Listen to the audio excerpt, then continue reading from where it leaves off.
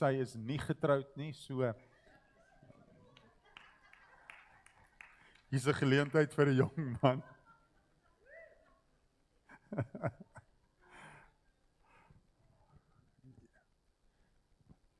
Ek weet julle, van deur julle se gedagtes gaan nou, en hy noem homself 'n pastoor. Nee, dis julle wat my so noem. Ek is Leon. Goeiemôre weer 'n keer van my kant af. Ek is bevoorreg om weer die woord te kan bedien vanmôre. En ek sê baie keer vir mense, dis eintlik met vrees en bewering. Want as ek dit bedien, dan beteken dit ek moet dit doen. Ek kan nie sê maak so, en dan maak ek nie self so nie. Kry ek dit altyd reg? Dis te betwyfel. So, ek dink daar's baie keer so 'n persentasie van jy slaan die target, maybe so 70-80%, en dan weet jy, daar's nog steeds stukkies van hierdie.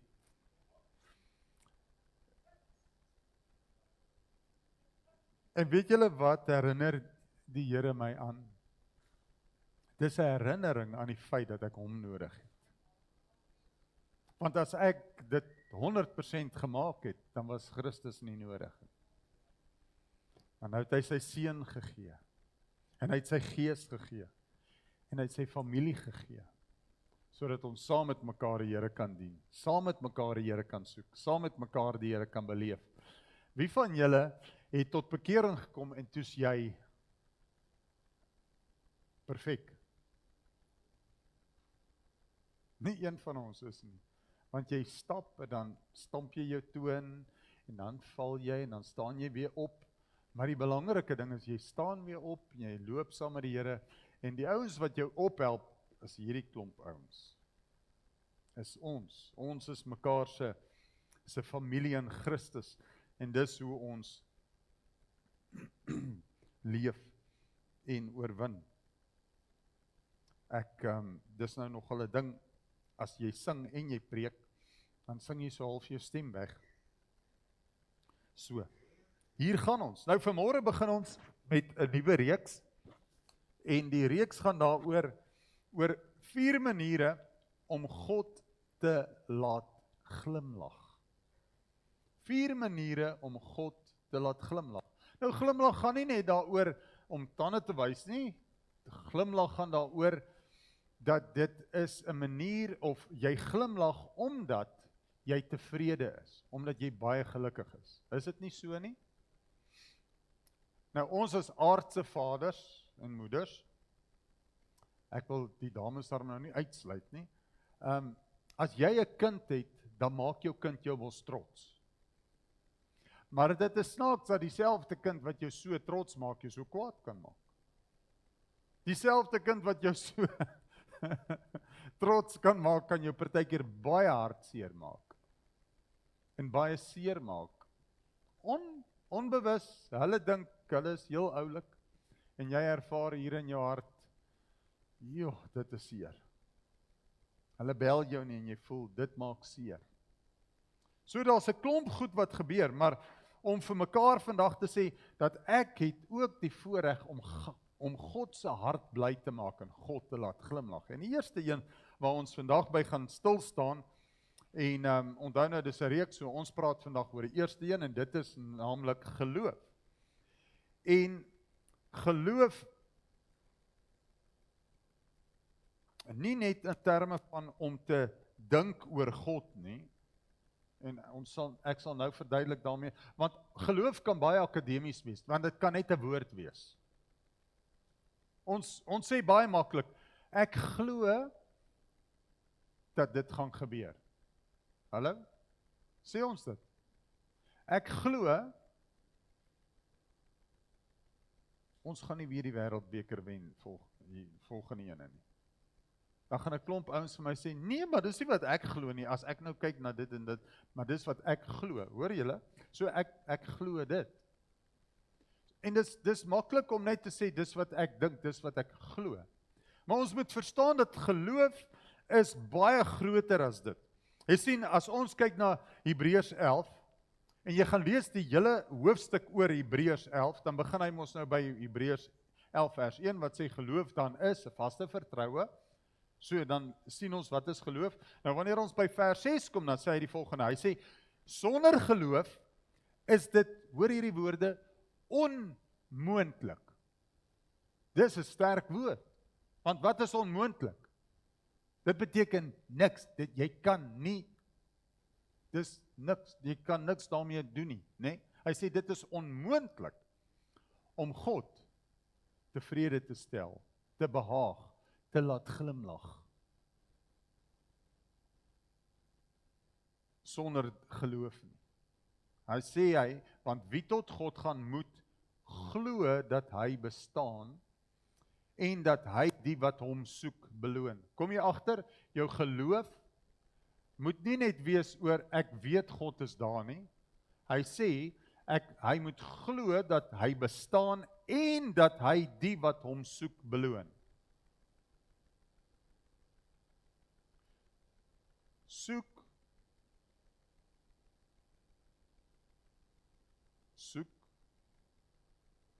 is 'n werkwoord. Jy het dit al agtergekom. Wie het al iets gesoek? Het jy ek het so grappietjie, as ek grappietjie mag vertel. Maar ek het so grappietjie. As iemand vir my vra, soek jy koffie? Dan sê ek hoef nie te soek as jy vir my gee nie.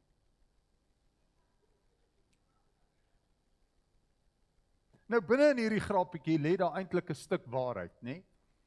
Ek kan nie sê ek soek as ek nie soek nie. As dit nie 'n werkding is nie.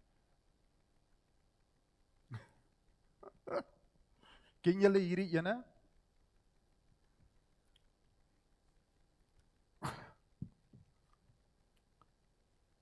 Wat doen jy? Ek soek werk.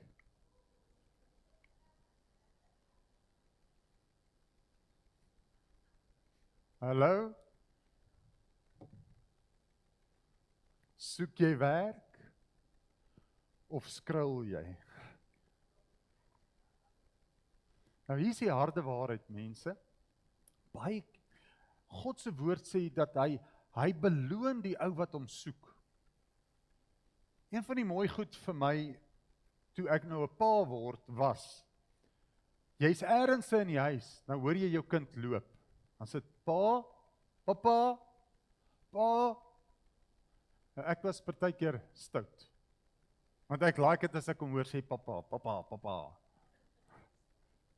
dan bly ek stil, dat hy 'n bietjie meer kan soek.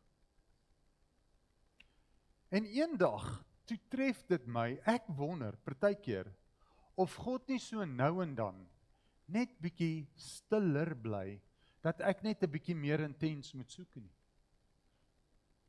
Om my, die Engelse gebruik die woorde, en hulle praat oor to test your resolve.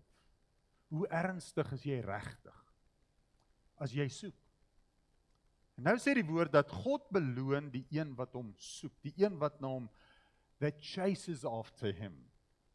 Dis die Engelse manier om dit te sê. Hy gaan agter hom aan en hy gaan soek hom.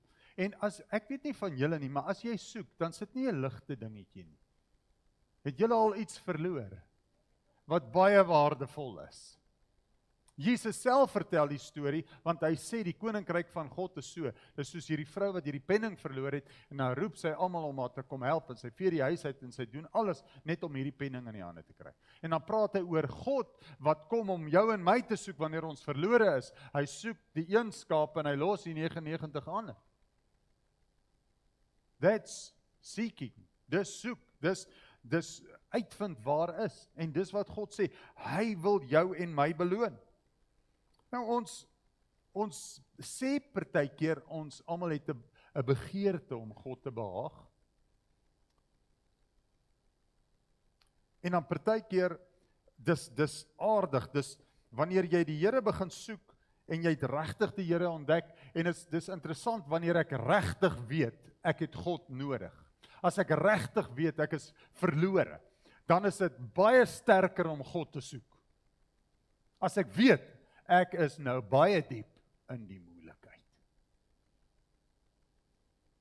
Ons het al hoeveel keer in die verlede, in die ou dae het ons die lied gesing. Baie diep haal hy my uit. En as ek dink daaraan, dan dink ek, hoeveel keer het ek dit gesing en ek het met soveel passie gesing, want dit was net so 'n emosionele song. Maar as ek vandag daaraan dink en ek besef, Here, maar U het my regtig diep uitgehaal. Want ek het gedink ek is okay.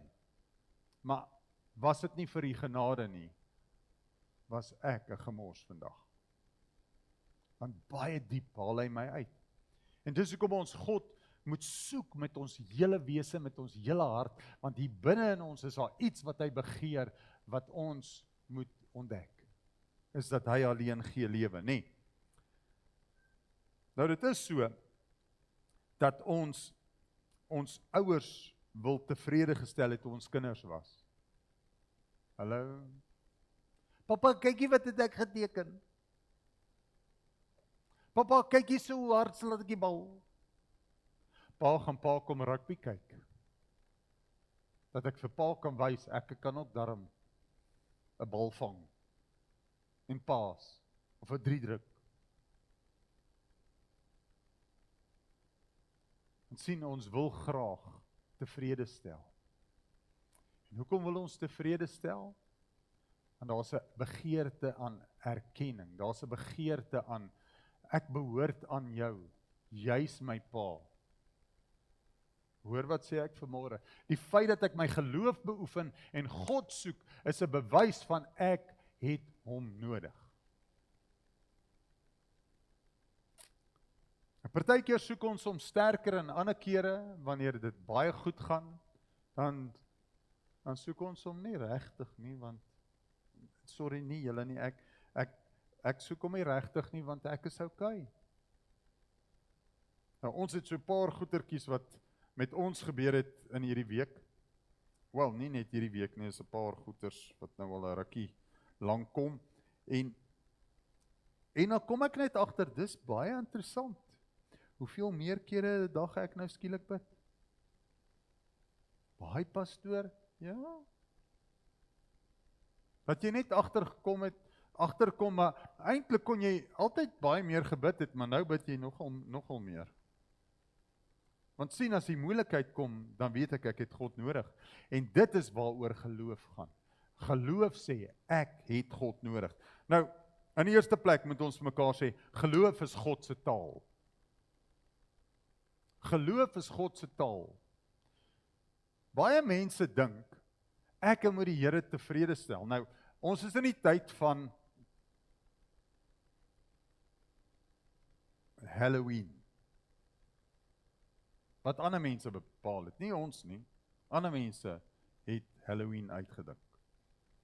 Nou, terwyl hulle besig is met Halloween, dan kyk die Here vir kinders van die Here wat net besluit het, hulle gaan vir die duiwel op sy neus laat kyk en hulle reël gebedstye om teen hierdie goed te bid, want in hierdie tyd sien ons meer selfmoorde en 'n klomp goeders wat gebeur, en dit gebeur in hierdie tyd. So die vyand het 'n verskerpte tyd wat hy aanvalle loods op kinders van die Here. En wat ek nou vir jou wil sê is, wat my tref, ons praat gister daaroor, ek en Alida, dat die vyand en ander godsdienste het goetertjies. Hulle het rituele en hulle het goetertjies. Daar moet 'n donkie se toonaal gekry word om 'n vloek te kan uitspreek sodat daai ou nou dit kan oorkom. En hulle moet 'n kat se haar vat en dit moet 3 mm lank wees en dan moet dit nou 'n stukkie bloetjies aankry. Ek weet, ek spot half met hulle. Want dis altyd iets. Nou wil ek terugkom na God toe, die skepper van die hemel en die aarde. Hoe sê God, gaan ek na hom toe? Met geloof. Kan ek jou my geloof wys? Is dit 'n ietsie? Nee. Is dit nie wonderlik om te dink nie? Ek hoef die koning van alle konings nie te probeer convince, te probeer oorhaal, te probeer kry dat hy moet doen wat ek wil doen met een of ander weird ritueel of 'n ding nie. Ek kan doodeenvoudig na hom toe gaan en sê, Vader, ek het U nodig. Ek het nou gedag, julle gaan op en af spring en juig en sê, Here, dankie vir hierdie ding. Dink net hoe wonderlik dit is. Die wêreld moet 'n ou 'n klomp geld gaan betaal, om vir hom te sê, sal jy vir my 'n vloek uitwerk, dat ek nou hierdie ding kan kry of kan. Dis skrikwekkend om dit te hoor. Hoeveel geld hierdie ouens maak, omdat hulle probeer om negatiewe goed aan iemand anders te doen. God gee vir jou en my die voorreg om met die koning van die konings, die een wat die heelal geskep het, wat nog steeds in jou werk, wat verlossing bewerk het, om met hom te kan praat in 'n oomblik, in 'n oogwink, en God kan 'n wonderwerk doen. Sonder om te betaal. Want Christus het die prys betaal vir jou en vir my. Nie deur dit wat ek doen nie. Nou selfs in die Ou Testament kom Spreuke 3 vers 5 en hy sê, vertrou volkome op die Here en moenie op jou eie insig staat maak nie. So daai vertroue of geloof in God moet so wees dat ek nie my eie insig wil gebruik nie. Want baie keer is ons baie slim. Ons weet wat is goed. Jy sien, wanneer vertrou ek God? Wanneer ek bid en ek nog nie die antwoord sien nie. So jy bid en jy sien jou probleem en jy sien nie die antwoord nie. Jy vertrou daar's 'n antwoord, jy weet nie hoe die Here dit gaan antwoord nie. Ons het net besluit om te sê, in ons moeilikheid, het ons vir mekaar gesê, okay, here comes a miracle. Here comes a miracle. Hier kom 'n wonderwerk. Hoekom? Want ek weet ek kan dit nie by myself uitwerk nie. Maar ek weet die Here kan. Ek weet my Vader kan. Ek weet my Vader is lief vir my. Ek weet my Vader kan my help. Wanneer ek gehoorsaam, selfs al verstaan ek nie hoekom nie. Jo, partykeer is dit 'n verskriklike ding. As die Here vir jou iets sê en jy moet dit doen en jy kan nie, dit maak net nie sin nie. You don't know why, maar jy vertrou hom nog steeds. En wanneer ek hom loof selfs, as ek swaar kry.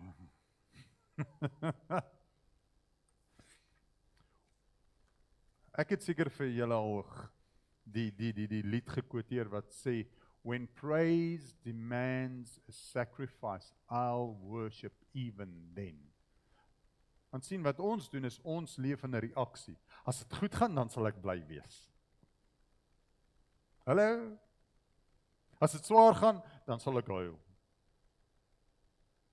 Mag ons nie? Ja, jy mag. Maar ons kan nie in sak en as gaan sit nie. Wat ek probeer sê is, ons kan, partykeer is daar Engelse goed wat ek nie Afrikaanse woorde voor het nie. Die Amerikaners het 'n ding waar hulle praat oor, you change the narrative. Jy verander die storie. Wanneer daar moeilikheid kom, dan begin jy te glimlag en jy begin die Here te loof vir sy uitkoms en vir sy voorsiening.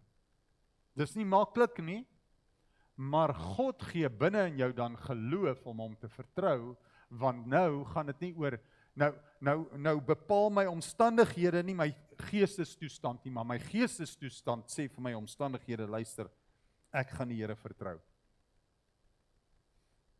Kan ek daaroor praat? Ja, ek was daar. Dat ek in my bed lê en dink, is dit nou klaar? En toe besef ek net, weet jy wat? As ek dan nou gaan doodgaan, dan gaan ek wragtig nie met 'n gechonkerheid doodgaan nie. Ek gaan dit nou los en ek gaan nou die Here begin loof en ek staan op en skeer en trek aan en ek maak asof daar niks fout is nie. Maar as ek by die Here kom, dan moet ek. En weet julle wat gebeur in 'n oomblik toe ek dit doen, toe sit asof die Here my gees omdraai en ewe skielik dit doen wat woord sê, hy het my treurmare verander in vreugde. Hy het my hartseer verander in 'n glimlag. Beteken dit God ontken dit nie? Nee, maar God weet 'n vreugdevolle hart is medisyne vir jou siel. En dit kan net gebeur deur geloof. Nou, die volgende punt is geloof beteken jy los beheer. Nou, ek het 'n stuurwiel hier opgesit en gevra wie bestuur. Partykeer maak ons hierdie fout. Ek bestuur die kar van my lewe, hier gaan ons. En dan as ek hulp nodig het, dan sal ek die GPS aansit. Want ek weet mos waar gaan ek. Nou sit ek die GPS aan. Nou vertel hierdie auntie vir jou. Luister, draai links, hier. Sê vir Sharab, ek gaan reguit ry. Nou met ons lewe is ons geneig om baie keer so te maak, dan die Here moet net 'n GPS wees, maar jy sal nog steeds besluit waar jy wil ry. Want jy wil so ry. Dan sê die GPS vir jou, gaan eerder daai kant toe, want so en so en so, maar jy doen wat jy wil. En nou onthou nou, 'n GPS is 'n mensgemaakte ding. Ek verwys nou daarna as God die een sou wees wat vir jou moet die rigting gee waartoe jy moet gaan, dan kan ek hom vertrou. Nee? Maar dan is ons geneig om dit stil te maak, because I like where I'm going. Don't tell me what to do. Die verskil is, God moet nie die GPS wees nie, God moet die bestuurder wees. Om my te vat waar ek moet gaan. Dis die belangrike ding. Punt 3. Geloof vra van jou en my aksie. Geloof vra aksie. Onthou nou wat het ons gesê, soek is 'n werkwoord. Geloof is ook eintlik 'n werkwoord. Anders het ons gesê, is dit net 'n akademiese woord, geloof, glo. Maar geloof word aksie wanneer dit tot dade oorgaan. Nou wanneer jy Jakobus nou gaan lees, dan praat Jakobus oor geloof en hy praat oor werke, want een klomp dink aan werke rondom, ek doen werke om God se guns te kan kry. Hoor die woorde? Hulle wil God se redding met hulle dade wil hulle verkry. Hierdie kansel staan nie in die middel nie, want ek voel die hele tyd as ek hier om die ding gaan, ek gaan soom toe.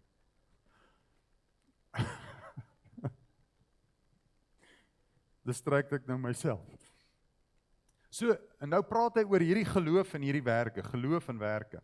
En dan sê Jakobus, as my geloof nie oorgaan tot dade nie, dan is my geloof, wat staan nou? Ek wil seker maak, ek hoor julle, dood.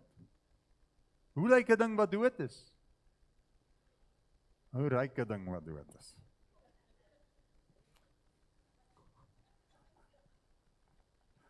So as my geloof dood is, dan eintlik ryk dit nie goed nie. Want onthou, daar's nie werke aangekoppel nie. En dit klink nou baie kras as 'n mens dit so sê, nê? Maar die feit van die saak is, dan kom Jakobus, hy sê, wys my julle geloof, dan wys ek julle my werke, en dan sê hy hierdie, ek het nodig om op te tree, want dis eers wanneer dit geloof is. As ek sê ek vertrou die Here, dan moet ek mos so optree. Maar baie keer sê ons, Here help my, en dan doen ek my eie ding. Dis amper soos Abraham en die Here gee vir hom 'n belofte, dat hy gaan die vader wees van baie nasies.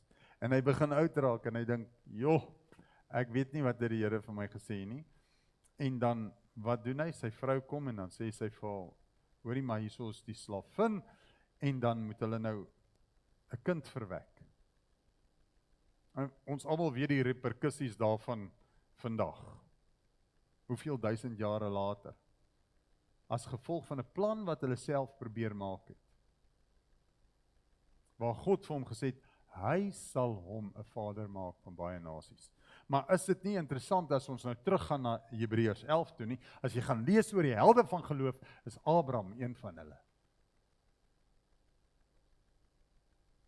Want toe die Here vir hom sê hy moet trek, het hy getrek na 'n ander land toe. So geloof vra van ons aksie. So, ons kan nie sê ons vertrou God, maar nooit in geloof optree nie, want geloof wys in hoe ek my geld bestuur. Ek mag nie daaroor praat nie, sorry, ek sal vinnig oor hom gaan. Hoe ons ander lief het, hoe ons tyd spandeer. As ek wil weet hoe lief is jy vir iemand, al wat ek hoef te doen is, ek hoef te kyk hoeveel tyd jy met die persoon spandeer, wie jy sê jy lief het. Ek gaan dadelik vorentoe, want ek gaan dalk 'n paar kykie kry en 'n paar klappe. En geloof of vertroue in die Here sal wys in hoe ek my toekoms beplan.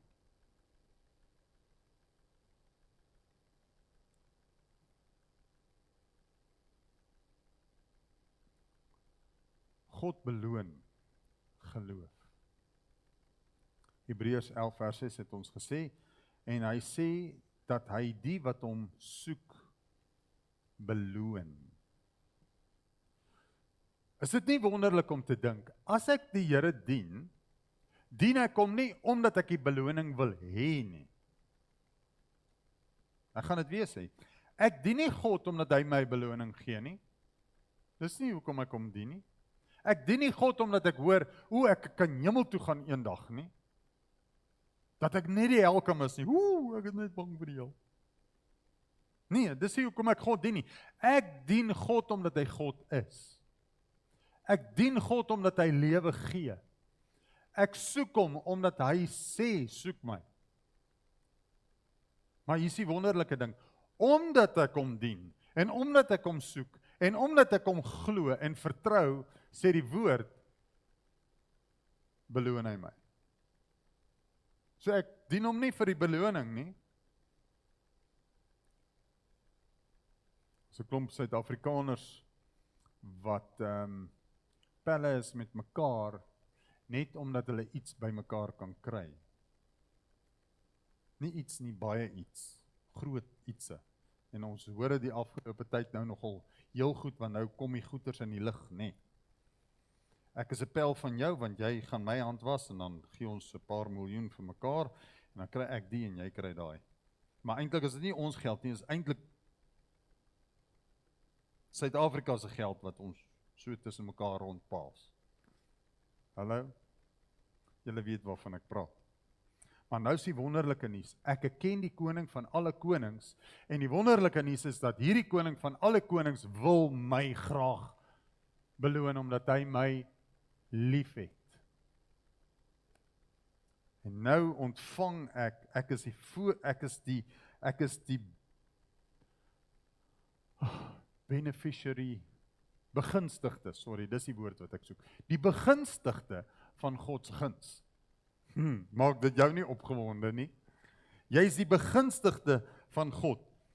Kyk van die goeders wat gebeur. In die eerste plek gee God vir jou en my, wanneer ek hom ken, innerlike vrede. Wees eerlik, julle wat die Here begin dien het, ervaar jy 'n vrede wat die wêreld nie altyd verstaan nie? Wat jy selfs nie aldag verstaan nie. Wat jy net dink, hoe is dit moontlik? Daar gebeur moeilikheid met jou, en wanneer dit gebeur, dan draai jou maag oor die moeilikheid, maar hier kan jy voel, hier's iets nie natuurlik nie, want ek is okay. My hele wêreld val nie uit mekaar uit nie, want ek weet ek kan die Here vertrou. Dis wat gebeur wanneer ek God glo. Dis hoekom Jesus in 'n boot kon slaap terwyl daar 'n storm was. Dan maak hulle hom wakker. Nou dink ek by myself, het hulle geweet hy gaan die storm stil maak, want hulle maak hom wakker, dan sê hulle vir hom, Jesus, Jesus, Jesus, gee nie omdat ons doodgaan nie. Hallo? Gee nie omdat ons doodgaan nie. Ek wonder toe Jesus nou wakker word, nou dink ek net, is my menslike gedagtes, of hy nie gedink het, ouens, hoekom maak julle my wakker nie? Ek wonder, man, dit is maar net wat ek dink. Maar hulle maak hom wakker en vra gee nie om nie, want hulle weet, hulle gaan nou doodgaan. En dan maak hy die storm stil. So dis hoekom ek wonder of hy nie al van tevore die storm stil gemaak het, dat hulle hom toe nou wakker maak, dat hy net die storm kan stil maak nie, want hulle is bang. Dis nou maar net, ek wonder. Maar die verskil is, omdat Jesus geweet het wie sy Vader, omdat Jesus geweet het wat is sy toekoms, omdat Jesus geweet het hy moet sterf aan die kruis, het hy geen bekommernis gehad nie. Dit kon maar gaan soos wat dit wil, hy kan maar slaap, want hy weet, my Father's got this. Ek wil vir jou sê, in jou storm kan jy maar weet, God het jou. Jy kan op hom vertrou. Dink aan die apostels. Wat was hulle bereid om te doen vir die koninkryk van God? En almal van hulle behalwe Johannes was dood gemaak. Nie van natuurlike oorsake gesterf nie. Vir die evangelie is hulle doodgemaak. En hulle het dit nog steeds gedoen en hulle het geweet wat op hulle wag. En ten spyte van dit het hulle nog steeds die evangelie van Christus verkondig, want hulle het geweet dis 'n saak wat groter is as hulle, want God is in beheer. Geloof wat dit doen. Jy sien, die ander voordeel is, jy kan vorentoe gaan, want God help jou en hy wys jou en hy gee vir jou wysheid, omdat sy gees in jou woon, om sekere goeders te doen, wat tot voordeel van jou en die mense om jou is. Dis nog 'n voordeel van geloof. En dan natuurlik, die mooiste, grootste vir my is, dit maak jou verhouding met God dieper. As jy hom kan vertrou, dan maak dit jou net nader aan hom groei. Nader aan hom groei. Nou om God te laat glimlag, begin nie by ons prestasie. Om God tevrede te stel, begin nie by iets wat ek doen om hom te probeer tevrede stel nie. Dit kom van 'n vertroue af in hom. Hierdie vaste vertroue dat hy kan doen wat net hy kan doen. So God soek nie volmaaktheid nie. Nou kan almal sê, dankie Vader. Want God soek nie volmaaktheid nie. Partykeer probeer ons so perfek vir die Here wees. En ons probeer so baie bid, en ons probeer so baie goeders doen, dat ek net die Here kan laat sien, ek is waardig om sy kind te wees. You don't have to try that, you are already his child. Jy's klaar sy kind. Wanneer jy dit doen, dan doen jy dit omdat jy klaar sy kind is. En omdat jy opgewonde is om saam met hom, want jy wil naby aan hom wees. Hoor die woorde? Hy's klaar naby aan jou, want hy woon binne in jou. God soek mense wat hom volkome vertrou. So die vraag is, waar hou ek nog vas aan die beheer van my eie lewe? Waar moet ek die stuurwiel oorgee, dat die Here my lewe kan bestuur? Hier's 'n bietjie huiswerk. Gaan vat 'n bietjie Hebreërs 11. Dan lees jy hom so stukkie vir stukkie deur. Dan lees jy oor hierdie helde van geloof. Oor Abraham. En al die ouens wat daar gelys is. En dan kyk jy 'n bietjie, hoe sê die woord, hoe het hulle die Here vertrou, en wat was die beloning wat hulle daaruit gekry het. Dan raak jy so 'n bietjie opgewonde. En weet julle wat's ook mooi? As ek nou die stuk reg onthou, is daar 'n gedeelte wat hy praat oor, kyk hierdie wolk van getuies om ons, wat vir ons kyk, en ons aanmoedig. Weet daar is ander manne en vroue wat die Here aanbid, en wat ons vooruit gegaan het, wat staan in jou aanmoedig en sê, kom aan, jy kan dit doen. Kom aan, die Here is in beheer, die Here het jou lief. En dan natuurlik is hier lewende getuies, wat saam met jou ook die Here wil vertrou. En dan's die vraag, as ek na hulle kyk, hoe kan ek dan in my eie lewe dit toepas?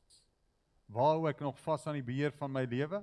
En waar vra ek God my om hom volkome te vertrou? Het ek nie die volgende vraag daar opgesit nie? O, okay. Sorry, dit was die vraag. Ek praat nou oor die oefening. So, hoe kan ek dieselfde doen binne in my konteks?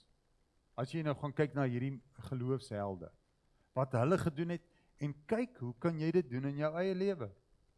En dis nou wonderlik, die Here gee ons sy woord, hy gee ons mekaar, en die Here gee natuurlik vir ons sy Heilige Gees, om met ons te praat, elke oomblik, van elke dag. Nou kom ons bid saam, en vra die Here om ons te leer, om op hom te vertrou. Kom ons bid saam.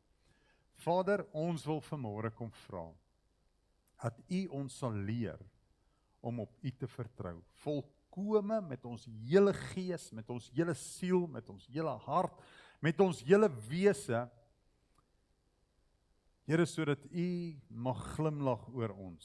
Here, nie omdat ons U guns soek nie, maar in die eerste plek omdat U ons eerste lief gehad het, en ons as kinders net eenvoudig wil reageer op hierdie liefde. Here, lei ons deur die Gees. Here, leer ons deur die woord. Here, help ons om te luister wanneer U met ons praat en U duidelik te hoor in elke situasie van elke dag. Dat U eer kan verkondig word, Here, en sodat die lig van Christus in ons lewe kan skyn. Here, en mag die wêreld daar buite ons sien en U verheerlik. Want wanneer hulle na ons kyk, dan moet U lig in ons lewens skyn. En hierdie lig moet sonde kan openbaar, sodat dit kan afgelê word, en sodat Jesus kan ontdek word. En 'n wêreld daar buite kan weet, U is in beheer. U is koning van die konings. Mag U lof en die eer deur elkeen van ons verkondig word. Amen. Amen.